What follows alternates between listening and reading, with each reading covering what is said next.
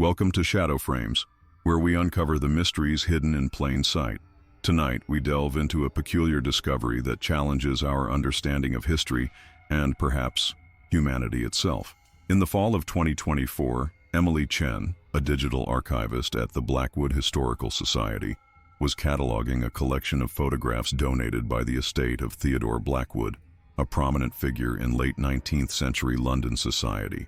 Among the yellowed photographs and faded daguerreotypes, she found something unusual. September 15th, 2024. I've been working through the Blackwood collection for nearly 3 weeks now. Most of it is standard fare for the Victorian era. Stern family portraits, landscapes, architectural studies. But today I found something different. A large format photograph of what appears to be an elaborate garden party. The label on the back reads, Blackwood Estate Summer Gathering, June 21st, 1888. Something about it caught my eye immediately. The composition is perfect, too perfect, and the faces of the attendees, while slightly blurred as expected from photography of that era, have an unusual quality to them. I've decided to digitize it immediately. The photograph showed over 40 guests in formal Victorian attire, posed throughout an immaculate garden. Ladies in elaborate dresses with bustles and gentlemen in morning coats, all appearing to enjoy a summer afternoon. Servants stood at attention in the background. At first glance, a typical high society gathering of the late 19th century. Theodore Blackwood himself appeared to be hosting the event, recognizable from his distinctive mutton chops and stern countenance that Emily had seen in numerous other photographs in the collection. He stood at the center of the frame, one hand resting on an ornate walking stick with a silver handle, the other extended as if gesturing to his assembled guests. Beside him stood a woman in an exquisite cream-colored gown with intricate lace detailing, presumably his wife, Lady Eleanor Blackwood, though her face was partially obscured by a fashionable parasol. The scene was set in the formal gardens of the Blackwood estate, famous in its day for its geometric topiary designs and imported exotic flora from the far reaches of the British Empire. Manicured hedges formed perfect circles and squares around stone fountains, while servants in crisp uniforms circulated with trays of refreshments. In the background loomed the Blackwood Mansion, a towering Victorian Gothic structure with pointed arches and elaborate stonework that had once been the envy of London society. The scan came out well, but the details of the faces are still obscured by the age of the photograph and limitations of the original photographic technology. I've decided to run it through our new AI enhancement software, a cutting-edge program designed specifically for historical image restoration. We've used it successfully on dozens of other photographs from this era, but never on an image with so many subjects. Little did Emily know that this decision would lead her down a path from which there would be no return. September 16th, 2024. The initial enhancement results came back this morning. I don't know how to describe what I'm seeing. The AI has clarified the image substantially, but there's something wrong with the faces. They don't look human. I'm going to run the program again with different parameters. This must be a glitch in the software. Emily stared at her computer screen, her finger hovering over the mouse as she zoomed in on different sections of the enhanced photograph. Something about the faces seemed to shift and change the longer she looked at them. The proportions were subtly wrong, eyes set just slightly too far apart, mouths that stretched a fraction too wide, noses that seemed to lack proper definition when viewed directly, but appeared sharp and almost beak-like from peripheral vision. The overall effect was unsettling rather than obviously monstrous. These were faces that might pass for human at a glance, but would cause discomfort upon closer inspection. The uncanny valley made manifest in Victorian finery, but it wasn't a glitch. Each new enhancement attempt revealed the same disturbing reality. Behind the veneer of normalcy, behind what appeared to be proper Victorian gentility, lurked something else entirely. September 17th, 2024. I've printed several versions of the enhanced photographs and laid them side by side. The results are consistent across all enhancement algorithms. The faces have features that are wrong. The proportions, the symmetry, the eyes especially. They appear human at first glance, but upon closer inspection, they're something else. I need to find out more about this garden party. Emily dove into the Blackwood family archives, searching for any mention of the garden party held on June 21st, 1888. What she found only deepened the mystery. The Blackwood family had been prominent in London society since the early 19th century. Their fortune built initially on textile manufacturing before expanding into shipping, railways, and eventually banking. Theodore Blackwood, born in 1845, had inherited the family business and considerably expanded their influence through shrewd investments and carefully cultivated political connections. He married Lady Eleanor Worthington in 1867, a union that joined two of Britain's most influential families. Their London residence in Belgravia and country estate in Kent were known for hosting some of the most exclusive social gatherings of the Victorian era. I've located Theodore Blackwood's journal from 1888. He was meticulous in documenting his social engagements, but strangely there's no mention of a garden party on June 21st. In fact, the entries for the entire week surrounding that date are missing. The pages have been neatly removed. This can't be a coincidence. Emily carefully examined the binding of the journal, noting how precisely the pages had been extracted, not torn in haste, but deliberately cut with a sharp instrument. The leather-bound volume otherwise contained detailed accounts of Blackwood's daily activities, business dealings, and social engagements, written in a flowing copperplate hand with iron gall ink that had faded to a sepia tone with age. Determined to uncover the truth, Emily expanded her research beyond the Blackwood collection. September 20th, 2024. I've spent the last 3 days searching through newspaper archives from 1888. The London Times, the Daily Telegraph, even the society pages of smaller publications. There's not a single mention of a gathering at the Blackwood estate on or around June 21st. However, I did find something odd. In the weeks following that date, there were several reports of missing persons in the area surrounding the Blackwood estate, mostly servants and working-class individuals, people who wouldn't cause much of a stir if they disappeared. The cases were never solved. The missing persons reports were tucked away in the back pages of the newspapers, mere paragraphs noting the disappearances without follow-up articles. A scullery maid from a neighboring estate, a groundskeeper, a milliner's apprentice from the village, a coach driver, none connected directly to the Blackwoods, but all from the immediate vicinity of their Kent property. The reports spanned from late June to mid-July 1888, before ceasing entirely, as if the phenomenon that caused them had suddenly stopped. As Emily continued her investigation, she noticed something else peculiar about the photograph. I've been staring at this image for so long that I'm starting to see new details. In the enhanced version, I can make out what appears to be a symbol discreetly incorporated into the garden decorations. It's repeated several times, on the tablecloths, in the floral arrangements, even in the pattern of the walkway stones.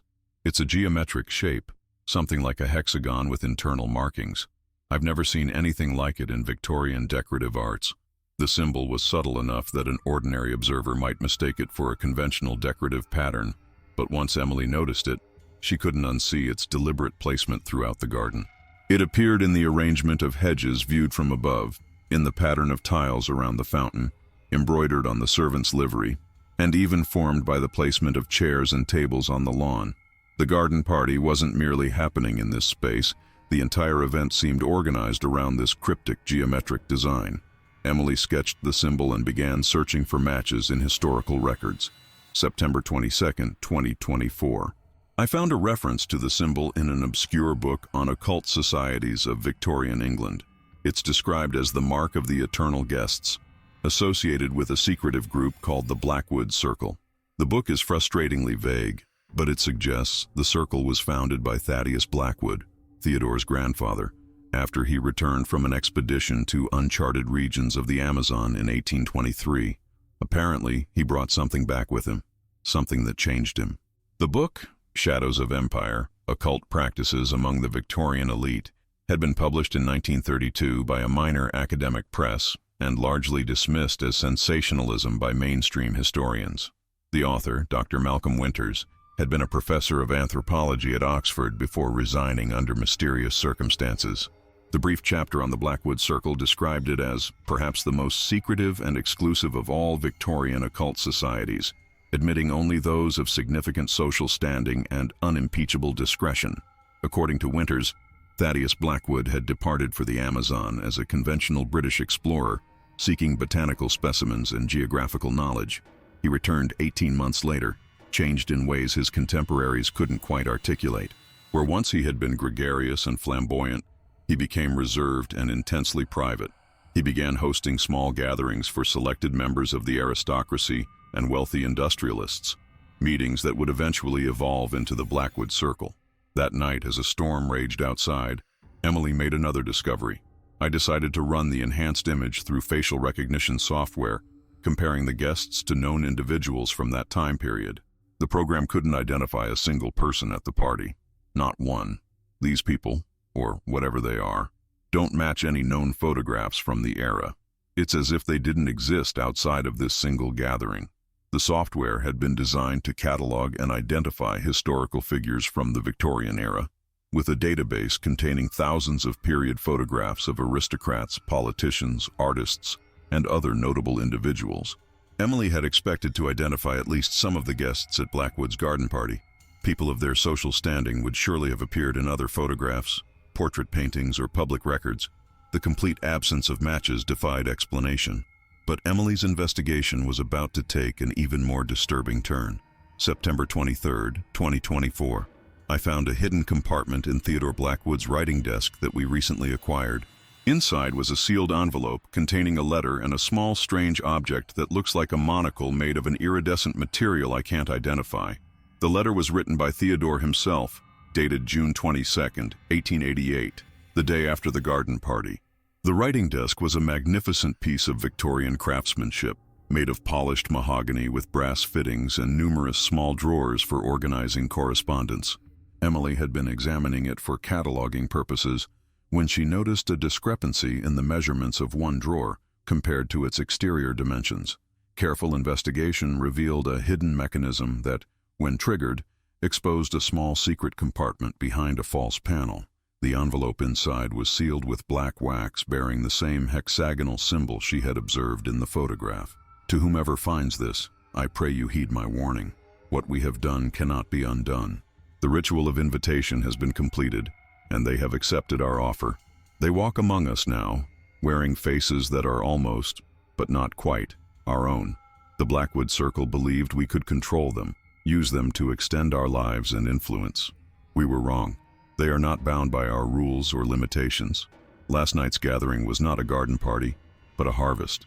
I alone survived, having observed from a distance, too much a coward to warn the others. Now they hunt me. If you are reading this, they will soon hunt you as well. The monocle will reveal their true nature, but beware. Once you see them, they will see you. Destroy this letter. Destroy the photograph. Forget the Blackwood name. The letter was written in a shaky hand, quite different from the confident penmanship Emily had observed in Theodore's journals. Ink blots and smudges suggested it had been composed in haste, perhaps even in fear. The paper was high-quality vellum, now yellowed with age but still crisp and well-preserved within its sealed envelope. Emily was shaken by the letter but too invested in the mystery to heed its warning. This has to be some kind of elaborate hoax. Theodore Blackwood was known to have an interest in the supernatural, and this could simply be a manifestation of that fascination. Yet, the photograph, the enhanced faces, there's something undeniably wrong about them. Emily examined the strange monocle. The object from the envelope is unlike anything I've seen before. It appears to be a monocle, but the lens isn't made of glass. It has a pearlescent quality, shifting colors when viewed from different angles. The frame is made of a dark metal with those same symbols etched into it. Against my better judgment, I'm going to look at the enhanced photograph through it. The monocle was heavier than it appeared, with a frame that felt oddly warm to the touch despite having been stored in the desk compartment for over a century. The lens itself was not transparent like glass, but rather translucent, with swirling patterns visible within its depths that seemed to move and shift independently of how the object was tilted. Around the circumference of the frame, tiny engravings of the hexagonal symbol alternated with what appeared to be characters from an unknown alphabet. What Emily saw through the monocle would haunt her for the rest of her days. Oh God, no. The faces, they're not faces at all. I don't have words for what I'm seeing. Configurations of features that follow no biological logic. And their eyes are aware. They're looking at me through the photograph. They know I can see them now. Through the strange lens, the photograph transformed entirely. The garden remained the same, as did the clothing of the attendees, but what sat atop their shoulders were not human faces, not even the distorted approximations she had observed in the enhanced images. Instead, She saw impossible geometries, features that seemed to fold in on themselves in ways that shouldn't be physically possible. Some faces appeared to have multiple sets of eyes arranged in spiraling patterns. Others had openings that might be mouths but were positioned and shaped like nothing found in nature. And all of them, every single one, seemed to shift their attention directly toward her as she observed them, as if the photograph had suddenly become a window through which they could see her just as clearly as she could see them. Emily's rational mind fought against what she had witnessed. I need to approach this scientifically. There must be a logical explanation. Perhaps the monocle contains some kind of hallucinogenic substance that activates upon contact with the skin. I'll have it analyzed. Emily contacted Dr. Marcus Reed, a colleague at the university with expertise in material analysis. Department of Material Sciences, Dr. Reed speaking. Marcus, it's Emily Chen from the Historical Society. I need your help with something unusual. Emily, good to hear from you. What have you got? I've come across an object from the late 1800s that I can't identify. It appears to be a monocle, but the lens material is like nothing I've seen before. I was hoping you could analyze it. Sounds intriguing. Bring it over this afternoon, and I'll take a look. There's something else. When I look through it at certain photographs, I see distortions. It might be treated with some kind of chemical. Well, the Victorians did love their hallucinogens. Wouldn't be surprised if it was laced with something exotic. Bring the photographs too. Dr. Reed's voice carried the crisp, authoritative tone of a veteran academic, someone who had spent decades examining the material composition of historical artifacts. His expertise spanned everything from ancient pottery to Victorian industrial materials, with a particular focus on unusual compounds and manufacturing techniques that had been lost to time. If anyone could identify the strange substance of the monocle, it would be him. Emily gathered the materials, but as she was preparing to leave, she noticed something disturbing on her computer screen.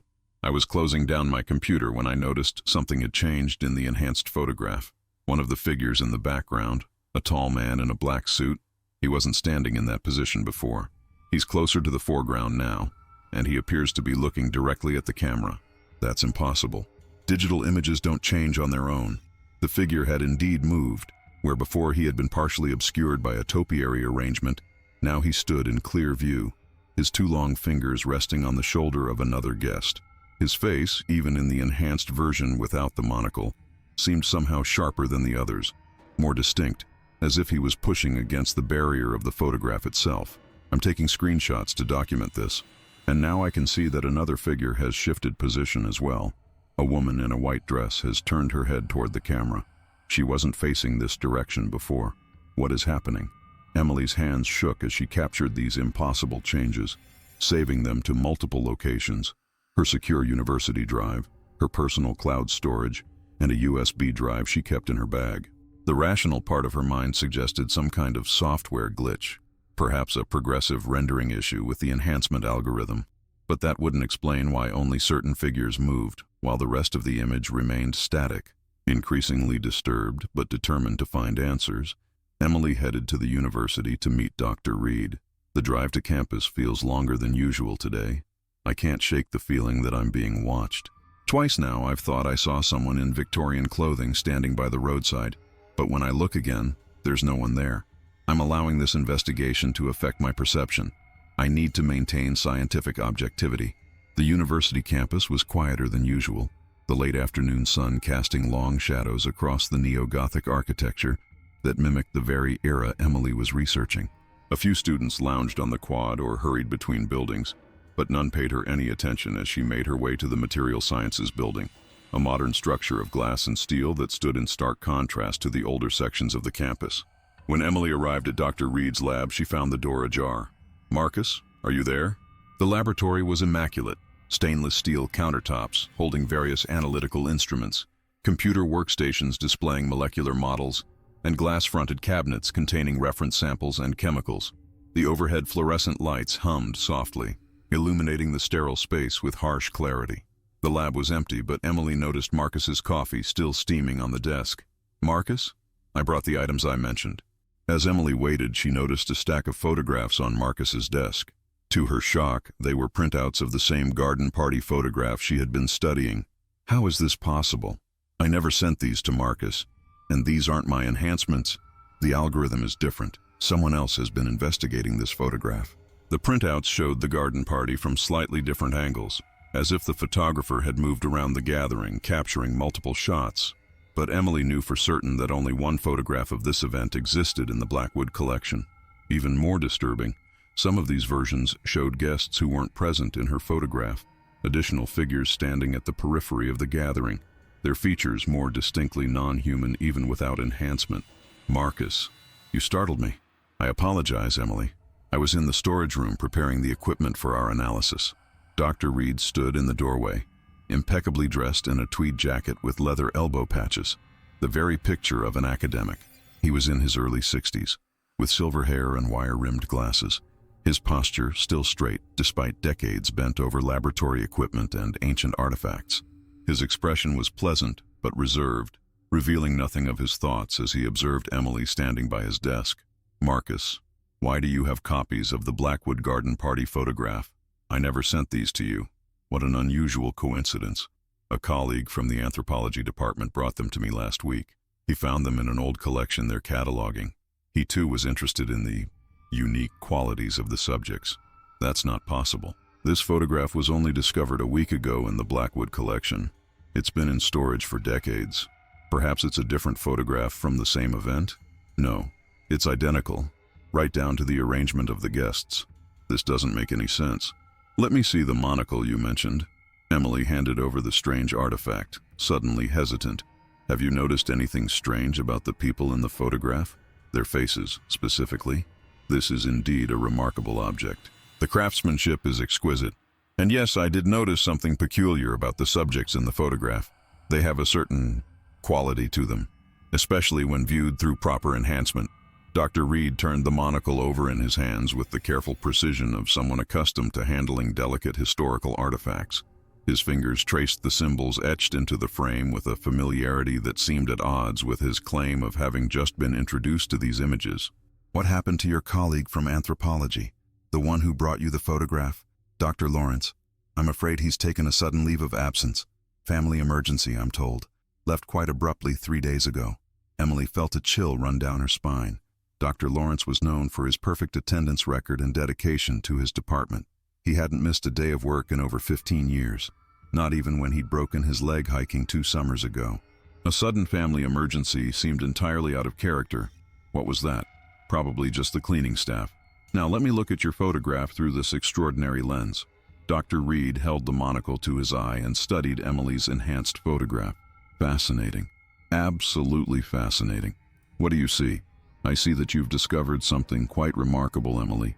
Something that has been hidden in plain sight for over a century. Marcus, you're scaring me. What's going on? Do you know what's special about June 21st, 1888? It was the summer solstice. Indeed, the longest day of the year. A time when the boundary between worlds is at its thinnest. The perfect time for a ritual of invitation. Emily felt the blood drain from her face.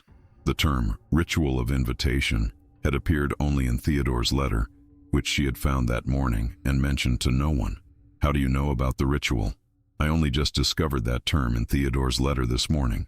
The Blackwood Circle didn't end with Theodore, Emily. Some traditions persist through the generations. Emily began backing toward the door. I should go. I'll come back when you've had time to properly analyze the monocle. I'm afraid I can't let you leave, Emily. Not now that you've seen them for what they truly are. Not now that they've seen you. Emily reached for the door handle only to find it locked. Panic rose in her throat as she realized how isolated they were in this corner of the science building after regular hours. Let me out, Marcus. You don't understand what you've stumbled upon. The Blackwood Circle made contact with entities from beyond our reality, beings that exist in dimensions beyond our comprehension. They offered us knowledge, power, extended life. All they required in return was accommodation. Accommodation? They cannot fully materialize in our world without vessels, human vessels. The garden party was a selection process. The circle invited the most suitable candidates, people of standing whose disappearance would be noticed. Yes, but whose influence would be useful. Dr. Reed's voice had taken on a different quality, still his familiar academic tone, but with something else underneath, something that resonated in a way that made Emily's teeth ache and her vision blur at the edges. His face remained pleasant, professional, but his eyes had begun to look wrong somehow. as if what was behind them was struggling to maintain the correct appearance. The missing persons reports from 1888, a few unfortunate loose ends, servants who witnessed too much. The circle has become much more discreet over the years. Emily heard a heavy dragging sound from the storage room where Dr. Reed had been before greeting her. Something being moved, or perhaps something moving under its own power. What was that? Every generation, the ritual must be renewed, new vessels prepared. The entities, they wear out their hosts eventually. The human form isn't designed to contain them for extended periods. Dr. Reed rolled his shoulders as if adjusting an uncomfortable suit, and for a moment, his entire form seemed to shift slightly out of alignment before settling back into its proper shape. The fluorescent lights flickered overhead, shadows in the laboratory elongating and contracting in ways that defied the steady light source. "You're insane. Look at me through the monocle, Emily. See for yourself." With trembling hands, Emily raised the monocle to her eye. "Your face. It's like the ones in the photograph. You're one of them." What Emily saw was not Dr. Reed's familiar scholarly countenance, but something that merely wore it like an ill-fitting mask. Beneath the human features lurked a configuration of geometries and textures that her mind struggled to process. Layers of what might be flesh but behaved like liquid crystal, arranged in patterns that suggested eyes, mouths, and other sensory organs unlike anything in terrestrial biology. "Not exactly. I am still Dr. Marcus Reed in many ways. I simply share this form with one of them. Have for nearly 15 years now. But my guest is growing restless. The vessel is deteriorating. We need a replacement." As he spoke, his face occasionally slipped, revealing glimpses of something underneath that made Emily's mind recoil in primitive terror. It wasn't merely alien. It was wrong in a fundamental way that violated the basic principles of what should be possible in our reality. "The photograph changing on my computer. You were watching me. They exist partially in the digital realm now. Photography captured them in 1888. Digital technology has given them new avenues of expression. Your AI enhancement didn't reveal them. It awakened them." The laboratory door swung open behind Dr. Reed, revealing several figures in modern clothing. "Ah, the rest of the circle has arrived. We've been monitoring your progress with the photograph for days, Emily. You've shown remarkable intuition, the kind of mind that would make an excellent vessel." The newcomers entered silently. 3 men and 2 women in conventional academic attire, their movements too smooth, too coordinated. Their faces, even without the monocle, seemed slightly off, as if they were wearing masks made by someone who had only a theoretical understanding of human expressions. "Stay away from me." In desperation, Emily smashed a beaker of chemicals onto the floor between her and Dr. Reed. The caustic liquid splashed across the floor, forcing Dr. Reed and the newcomers to step back. Emily seized the moment, grabbing both the monocle and her bag with the photograph. "You're making a grave mistake, Emily. You cannot run from them now that they've marked you." As the caustic solution ate into the laboratory floor, it released acrid fumes that made Emily's eyes water. Through her tears, she caught a glimpse of Dr. Reed's face, seeming to ripple and shift, the human features momentarily giving way to something that consisted of overlapping planes and impossible angles. The others behind him were changing too, their forms becoming less distinct, as if they were having difficulty maintaining their human appearances in their agitated state. Emily bolted from the laboratory, racing down the hallway toward the stairs. Behind her, she could hear multiple sets of footsteps in pursuit. As she ran, she pulled out her phone and called the only person she could think of who might believe her. "Jason? It's Emily. I need help. I'm in serious trouble. Meet me at my apartment in 20 minutes. Don't tell anyone where you're going." Jason Patel had been Emily's colleague and friend since graduate school. Now a professor of digital archaeology, he specialized in using modern technology to uncover historical truths, exactly the expertise she needed to make sense of what was happening with the enhanced photographs. "Emily, what's going on? You sound terrified." "I can't explain over the phone. Just please come quickly. And Jason, don't trust anyone who contacts you claiming to be from the university." Emily ended the call as she burst through the emergency exit into the parking lot. The autumn evening was already growing dark, shadows lengthening across the campus. She reached her car and fumbled with the keys, constantly glancing over her shoulder. As she pulled out of the parking lot, she caught sight of Dr. Reed and 3 others emerging from the building. They didn't run or shout. They simply watched her go, their faces calm, confident. They knew something she didn't. The drive to her apartment was a blur of paranoia. Every traffic light seemed to hold her too long. Every pedestrian in vintage clothing caused her heart to race. By the time she arrived home, Emily was shaking uncontrollably. She locked the door behind her, drew the curtains, and spread the enhanced photographs across her dining table. Using her phone, she took pictures of each one, then sent the entire collection to her secure cloud storage. Whatever was happening, she needed to preserve the evidence. The monocle sat in the center of the table, its iridescent lens catching the light even in the dimly lit room. Emily stared at it, torn between scientific curiosity and primal fear. A knock at the door made her jump. "Emily, it's Jason." Relief washed over her as she recognized her colleague's voice. She unlocked the door and let him in, immediately securing it again behind him. Jason Patel was in his late 30s, with a neatly trimmed beard and perpetually disheveled hair that spoke of someone too preoccupied with intellectual pursuits to worry about appearances. He wore his usual outfit of jeans and a rumpled button-down shirt under a corduroy jacket with elbow patches. A younger, less polished version of Dr. Reed's academic aesthetic. "Jesus, Emily, you look like you've seen a ghost. What's going on?" "Jason, I need you to believe what I'm about to tell you, no matter how insane it sounds." For the next 15 minutes, Emily explained everything.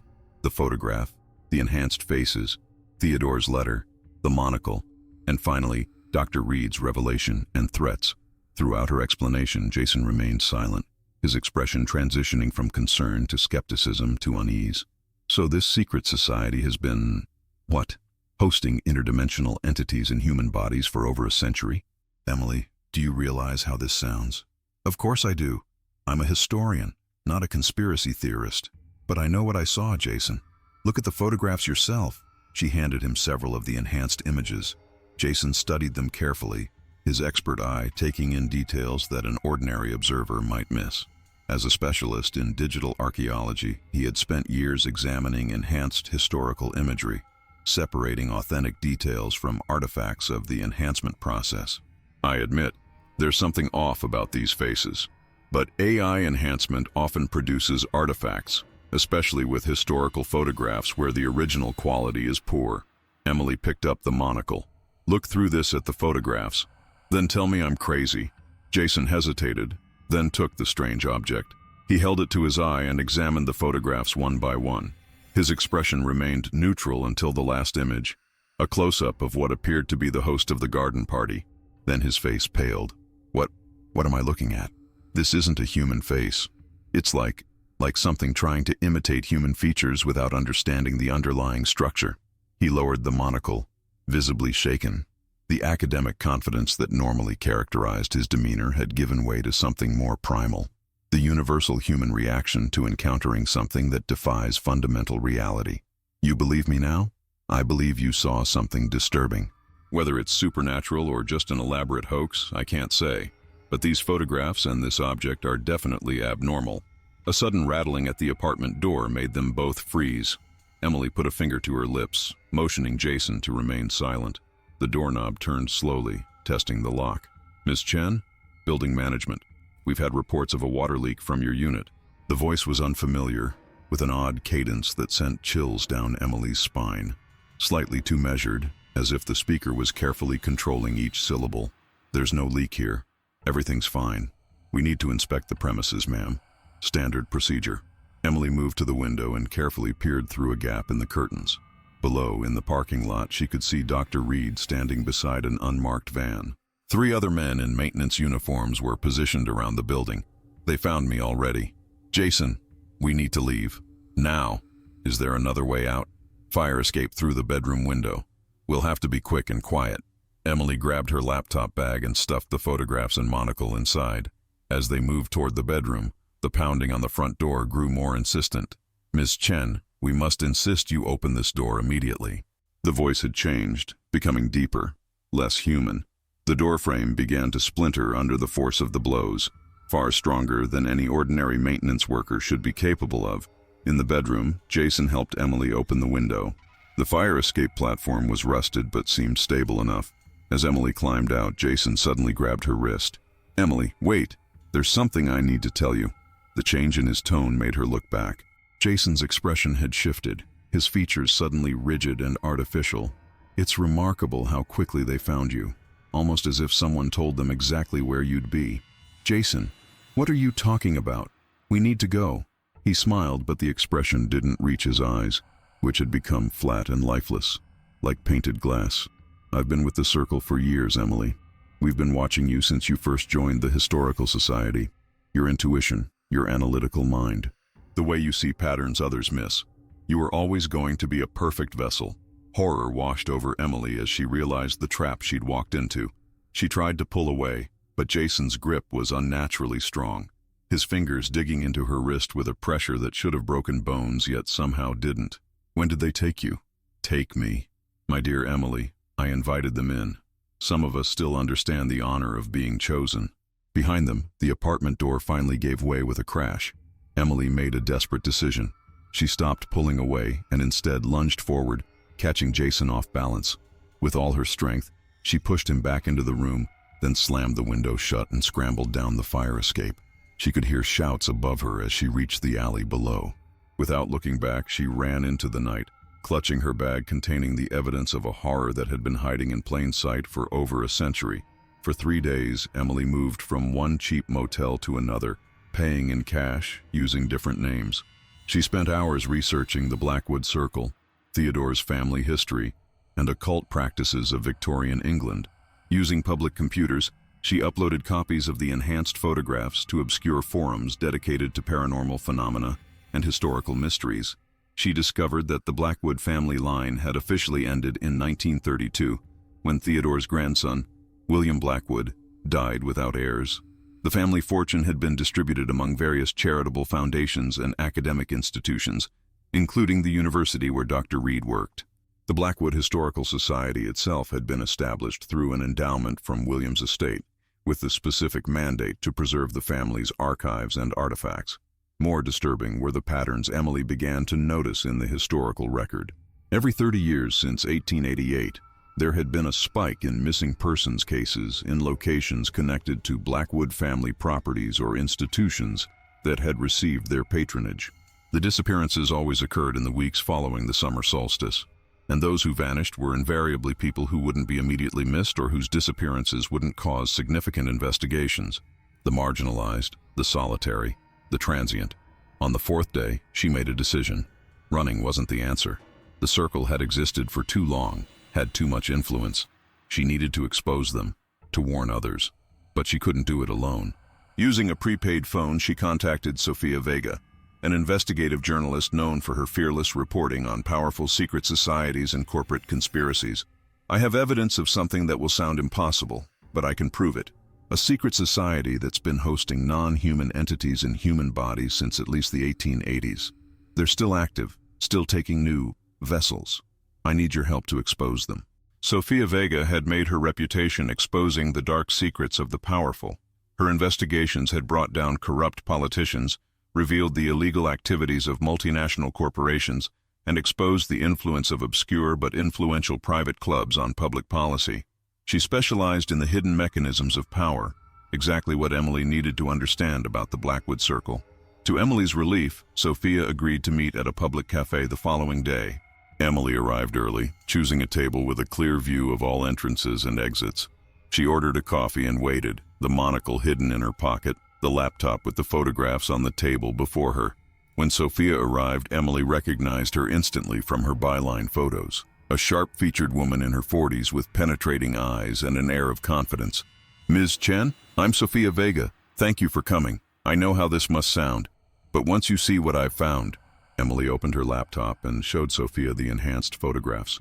She explained the investigation, the monocle, Theodore's letter, and her encounters with Dr. Reed and Jason. Throughout her explanation, Sophia remained professional, taking notes without commentary. "This is certainly an unusual story. May I see the monocle?" Emily hesitated, then removed it from her pocket and handed it over. "Be careful. Once you use it to see them, they can see you too." Sophia examined the object carefully, turning it over in her hands. Her fingers traced the strange symbols with professional curiosity, showing neither fear nor excessive fascination. "The craftsmanship is remarkable. Definitely not modern manufacture." She held it to her eye and looked at the photographs on Emily's laptop. Her expression remained impassive. "You don't see it, do you?" the wrongness in their faces. Sophia lowered the monocle. I see unusual features that could be artifacts of the AI enhancement process, but nothing supernatural. Emily felt a chill of disappointment. She had hoped for vindication, for confirmation that she wasn't losing her mind. I don't understand. Jason saw it immediately. Sophia handed the monocle back. Not everyone is sensitive to such things. Or perhaps it only works on certain people. She closed her notebook and leaned forward. Ms. Chen, I've investigated many secret societies over the years. The Freemasons, Skull and Bones, the Bilderberg Group, all powerful, all secretive, but all fundamentally human. What you're describing is something else entirely. So you don't believe me. I believe you believe what you're saying. And these photographs and this artifact are certainly unusual.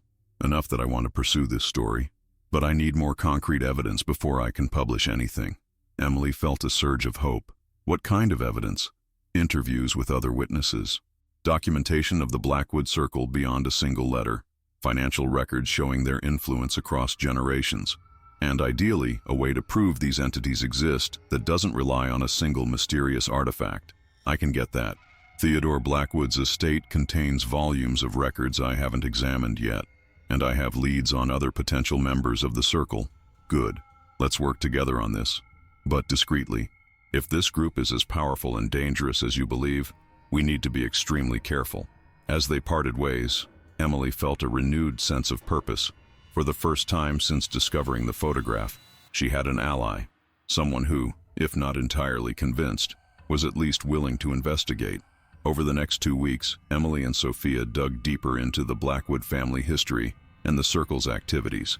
Emily, still wary of returning to the Historical Society, directed Sophia to specific archives and collections that might contain relevant information. Together, they discovered that the Blackwood Circle had connections to numerous influential families across Europe and America. They uncovered patterns of strange behaviors, unexplained disappearances, and sudden personality changes among suspected members. Most disturbingly, they found evidence of similar garden parties held approximately every 30 years since 1888, always on the summer solstice, always followed by missing persons reports. They traced the transfer of Blackwood assets after the family's apparent extinction, finding that key properties had been acquired by shell companies ultimately controlled by individuals who fit the profile of circle members. The Blackwood mansion itself, where the original garden party had taken place, had been maintained as a historical property, but was closed to the public for restoration work during the week of each summer solstice. Financial records showed suspicious patterns of investment and philanthropy, with significant resources directed toward research in theoretical physics, dimensional mathematics, and advanced optical technologies, fields that might relate to the entity's nature or the function of artifacts like the monocle. As their investigation progressed, Emily began to notice subtle changes in Sophia. The journalist became increasingly interested in the monocle, often asking to examine it again. She began suggesting they focus on the entities themselves rather than exposing the circle. Have you ever wondered what they offer? These beings. Theodore's letter mentioned knowledge, power, extended life.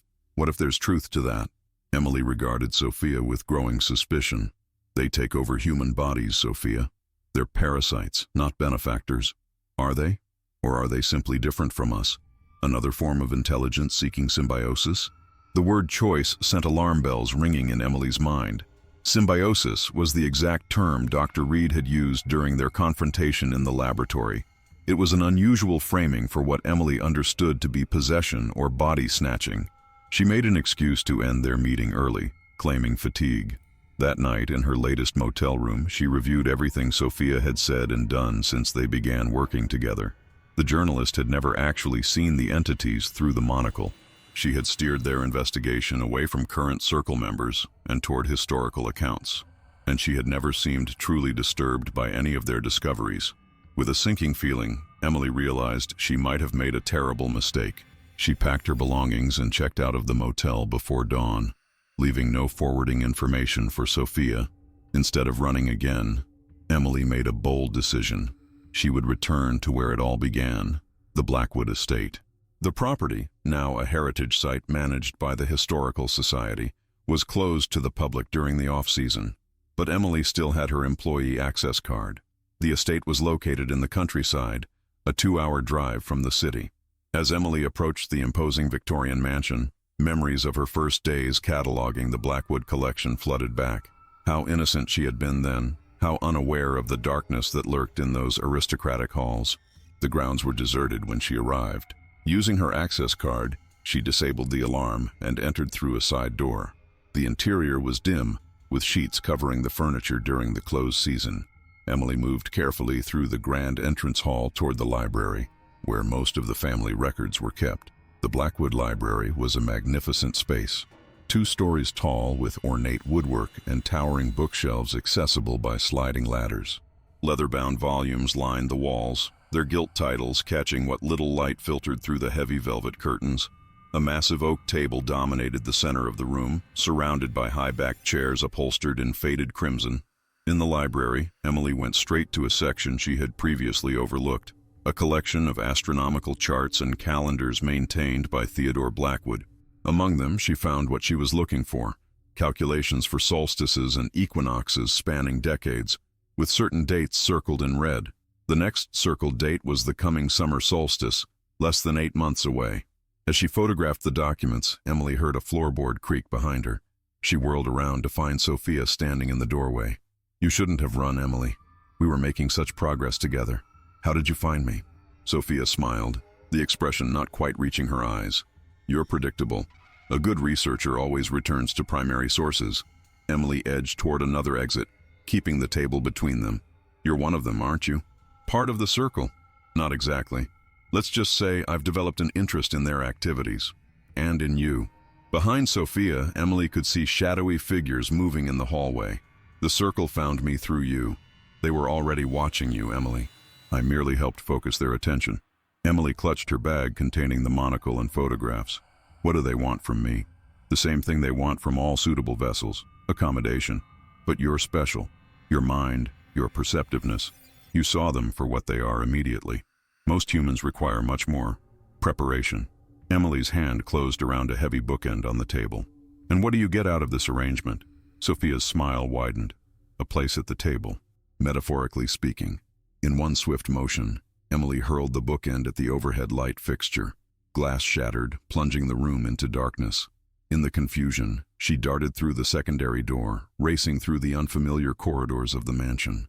Behind her, she could hear Sophia's voice, unnaturally calm. "You can't escape them, Emily. Not now. Not ever." Emily found herself in a part of the house she had never explored, a narrow servant's staircase leading down to what must have been the cellar. With no other options, she descended into the darkness, using her phone's flashlight to guide her way. The cellar was vast, with multiple chambers branching off from a central area. Stone walls glistened with moisture, and the air was heavy with the scent of earth and decay. As Emily moved deeper, she noticed strange markings carved into the walls, symbols similar to those she had observed in the garden party photograph. The marks were not random graffiti but deliberate engravings, cut deeply into the stone with precise, careful strokes. Some appeared to be variations of the hexagonal mark of the eternal guests, while others resembled complex mathematical equations or astronomical charts.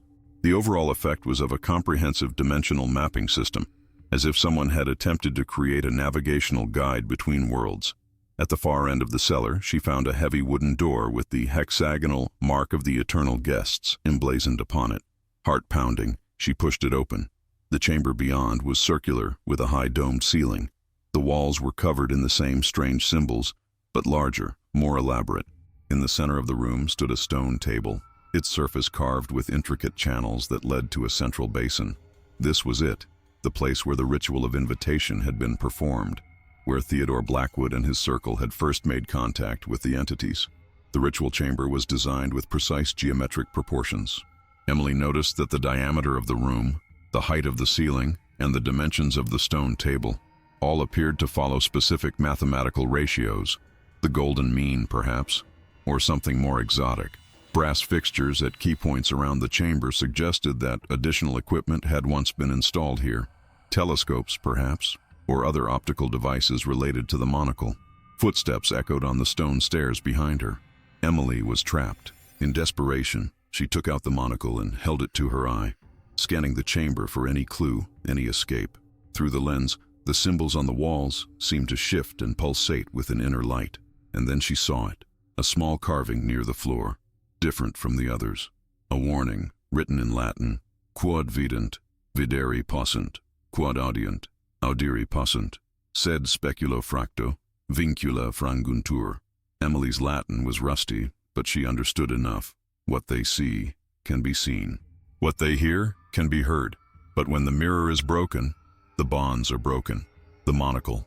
It wasn't just a tool for humans to see the entities. It was a connection, a doorway, that allowed them to perceive our world as well. As the footsteps grew closer, Emily made her decision. She placed the monocle on the stone table and, using the heavy flashlight from her bag, smashed it to pieces.